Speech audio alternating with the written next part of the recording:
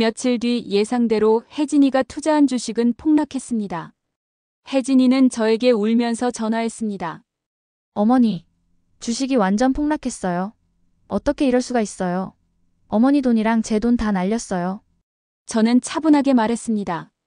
어쩌겠니? 주식이란 원래 그런 것을. 내가 나에게 도와준다고 해서 맡긴 것인데 다 내 책임이지 않겠니?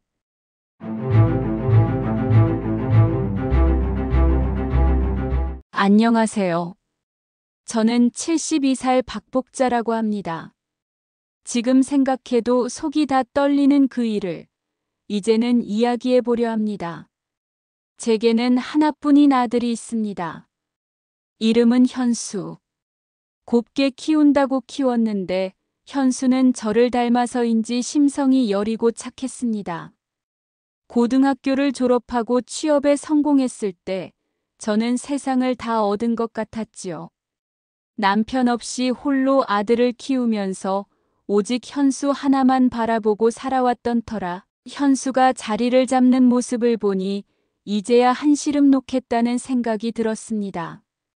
현수는 회사에서도 인정을 받는 능력 있는 직원이었습니다.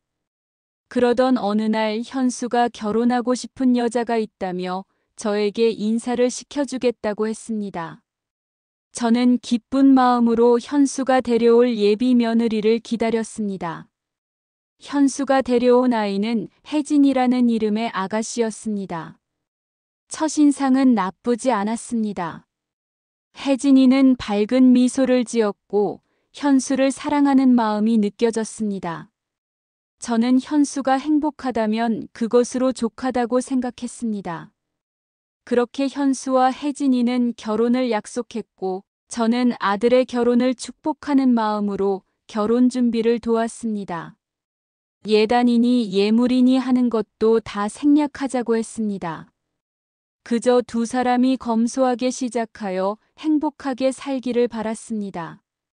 제가 가진 것이 많지 않았지만 아들 결혼을 위해 그동안 모아둔 돈을 아낌없이 내주었습니다. 현수와 혜진이는 신혼집을 구하는데 보태달라고 하기에 선뜻 내주었고 남은 돈으로는 가전제품과 혼수를 마련하라고 했습니다. 결혼 후 혜진이는 며느리로서 저에게 살갑게 대하려고 노력하는 듯 보였습니다. 명절이나 어버이날에는 찾아와 인사하고 가끔은 반찬도 만들어 가져다 주었죠. 저는 현수가 행복하게 사는 모습을 보니 저도 덩달아 행복했습니다. 그런데 시간이 지날수록 혜진이의 본 모습이 드러나기 시작했습니다. 처음에는 작은 불만이었습니다. 제가 해주는 반찬에 대해 이건 짜다, 저건 싱겁다 하며 투덜거렸고 제 옷차림이나 말투에 대해서도 훈수를 두곤 했습니다. 저는 나이 들어서 그런가 보다 하고 대수롭지 않게 넘겼습니다. 문제는 돈과 관련된 것이었습니다. 혜진이는 현수에게 저의 재산을 묻기 시작했습니다. 제가 가진 유일한 재산은 평생 일해서 장만한 작은 아파트 한 채였습니다. 현수는 혜진이에게 제 아파트가 전 재산이라고 말해주었나 봅니다. 그 후부터 혜진이의 태도가 눈에 띄게 달라졌습니다. 저에게 직접적으로 어머니, 그 아파트 명의를 현수 앞으로 돌리시는 게 어때요? 상속세도 아낄 수 있고 나중에 혹시라도 문제 생길 일 없게요. 라고 말했습니다. 저는 깜짝 놀랐습니다. 이제 겨우 결혼한 지 1년도 채 안 된 며느리가 그런 이야기를 꺼내다니요. 저는 현수에게 그런 이야기는 아직 이르지 않으냐고 물었지만 현수는 혜진이의 말에 동조하는 듯한 태도를 보였습니다. 엄마, 혜진이 말이 틀린 건 아니잖아. 나중에 엄마 편찮으시면 병원비도 많이 들 거고 아파트 담보로 대출받으면 유용하게 쓸 수 있잖아. 저는 현수의 말에 실망했습니다. 아들은 제가 평생 피땀 흘려 마련한 보금자리를 그렇게 쉽게 생각하는구나 싶어 서운했습니다. 그때부터 혜진이의 요구는 더욱 노골적으로 변했습니다. 주말마다 현수와 함께 찾아와서는 아파트 명의 이전을 종용했습니다. 처음에는 좋게 말로 타이르기도 하고 단호하게 거절하기도 했습니다. 하지만 혜진이는 끈질겼습니다. 제가 명예 이전을 거부할 때마다 혜진이는 현수에게 불평을 쏟아냈고 현수는 저에게 혜진이의 편을 들며 저를 설득하려고 했습니다. 마치 제가 아들의 행복을 방해하는 못된 시어머니라도 되는 양말이죠. 저는 잠도 오지 않았습니다. 어떻게 하면 이 상황을 현명하게 대처할 수 있을까 밤새도록 고민했습니다. 며칠 밤을 새우다 결국 저는 한 가지 묘안을 떠올렸습니다. 어느 날 혜진이가 찾아와 또다시 아파트명의 이야기를 꺼냈습니다. 저는 한숨을 쉬며 말했습니다. 얘야, 내가 명예 이전을 안 해주겠다는 게 아니다. 사실은 내가 시집 오기 전부터 아파트 담보대출을 받아서 현수 몰래 주식 투자를 해왔단다. 지금 수익이 꽤 나서 조만간 다 정리하고 명예 이전을 해줄 생각이었어. 그런데 혹시라도 아파트 명의를 현수 앞으로 돌렸는데 주식 투자가 잘못되면 나중에 너희에게 부담이 될까봐 걱정돼서 말하지 못했던 거다. 혜진이의 눈이 휘둥그레졌습니다. 그녀의 얼굴에는 탐욕스러운 표정이 역력했습니다. 어머니 정말이세요? 주식 투자로 수익이 나셨다고요? 저는 고개를 끄덕였습니다. 그럼 현수에게는 비밀로 해다오. 나중에 다 정리되면 그때 이야기해줄 생각이었으니까. 혜진이는 잠시 생각하는 듯 하더니 이내 활짝 웃으며 말했습니다. 어머니, 그럼 제가 어머니 주식 투자에 대해 좀 알아봐 드릴까요? 저도 예전에 주식 공부 좀 했거든요. 요즘 트렌드도 잘 알고 있고요. 저는 혜진이의 제안을 흔쾌히 받아들였습니다. 그래, 그럼 내가 좀 도와다오. 내가 혼자 하려니 영 어렵구나. 그 후로 혜진이는 저의 가짜 주식 계좌를 들여다보며 온갖 조언을 쏟아냈습니다. 저는 혜진이의 말을 듣는 척하면서 그녀의 속셈을 정확히 파악했습니다. 혜진이는 저의 주식 투자금을 어떻게든 자기 손에 넣을 궁리를 하고 있었던 것입니다. 저는 다음 계획을 실행에 옮겼습니다. 혜진이에게 내가 주식에 대해 잘 아는 것 같으니 내 돈 좀 맡아서 불려주면 안 되겠니? 난 복잡해서 잘 모르겠다. 라고 말했습니다. 혜진이는 처음에는 내키지 않는 눈치였지만 큰돈이라는 말에 결국 넘어가고 말았습니다.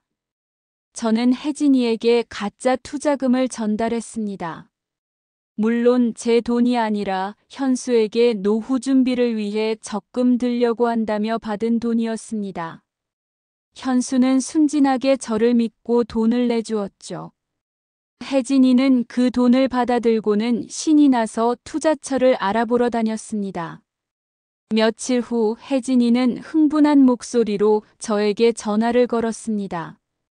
어머니, 제가 정말 대박 종목을 찾았어요. 이거 투자하면 무조건 따따블은 먹어요.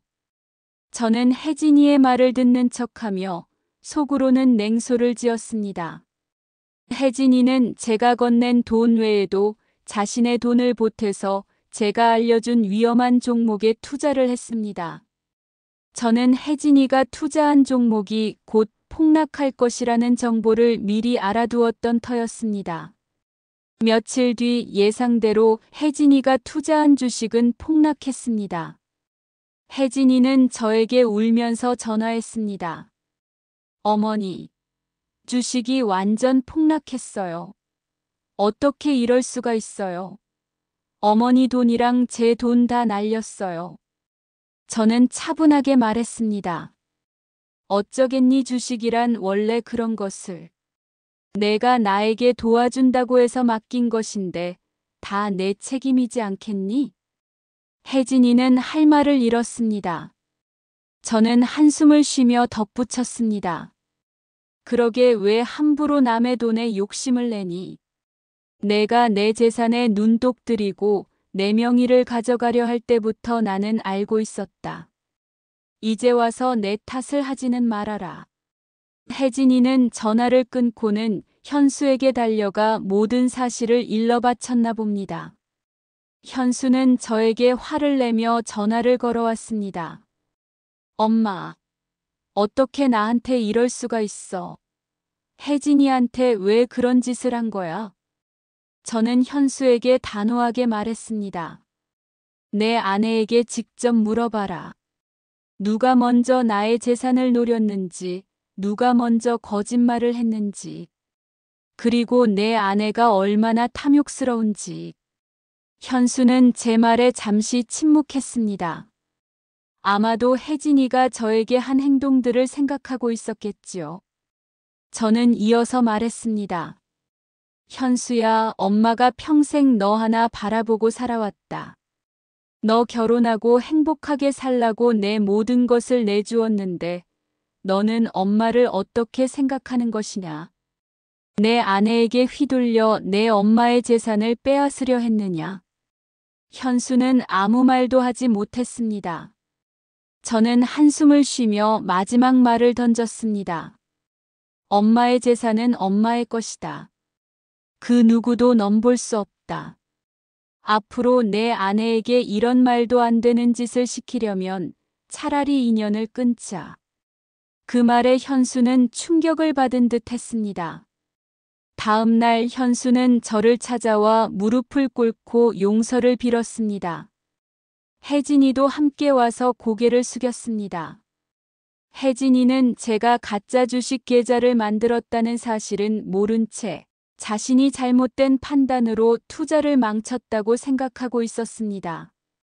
저는 혜진이에게 단호하게 말했습니다.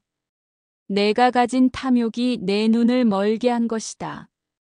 앞으로 나의 재산에 다시는 욕심내지 마라. 그렇지 않으면 너와 현수는 다시는 나를 볼 수 없을 것이다. 그 후로 혜진이는 저에게 더 이상 아파트 명의나 재산에 대해 언급하지 않았습니다. 현수도 저에게 더 이상 그런 이야기를 꺼내지 않았습니다. 혜진이는 한동안 저를 피하는 듯 보였지만 시간이 지나면서 조금씩 예전의 태도를 되찾으려고 노력하는 듯 했습니다. 물론 예전처럼 저에게 살갑게 대하지는 않았지만 더 이상 저의 재산을 탐하는 눈빛은 보이지 않았습니다. 저는 이 일을 겪으면서 한 가지 깨달았습니다. 사람은 직접적인 손해를 봐야 정신을 차린다는 것을요. 그리고 자식이라 할지라도 때로는 단호하게 선을 그어야 한다는 것을요. 며칠 전 혜진이가 저에게 전화를 걸어왔습니다. 이번 명절에 현수와 함께 찾아뵙겠다고 말했습니다. 저는 별다른 말 없이 알겠다고 대답했습니다. 이제는 혜진이의 말 한마디 한마디에 일이 일비하지 않게 되었습니다. 제 마음이 훨씬 더 단단해진 것을 느낍니다. 저는 여전히 이 아파트에서 혼자 살고 있습니다. 제 명의로 된 아파트에서 편안하게 노년을 보내고 있습니다. 혜진이가 가져갔던 돈은 현수가 다시 저에게 돌려주었습니다. 현수는 그 일 이후로 저에게 더 잘하려고 노력하고 있습니다. 물론 현수와 혜진이의 관계는 예전 같지 않습니다. 혜진이는 자신의 투자 실패를 현수의 탓으로 돌리기도 하고 현수는 혜진이가 저에게 잘못한 것을 계속 상기시키는 듯 보입니다. 제가 바라던 완벽한 가족의 모습은 아니지만 적어도 저의 재산에 대한 갈등은 사라졌습니다. 이제 저는 현수와 혜진이가 스스로 관계를 회복하기를 기다릴 뿐입니다. 제 이야기가 지금 이 순간 같은 고민을 하고 계신 분들께 조금이나마 힘이 되었기를 바랍니다. 다음에도 따뜻한 이야기로 찾아오겠습니다. 감사합니다.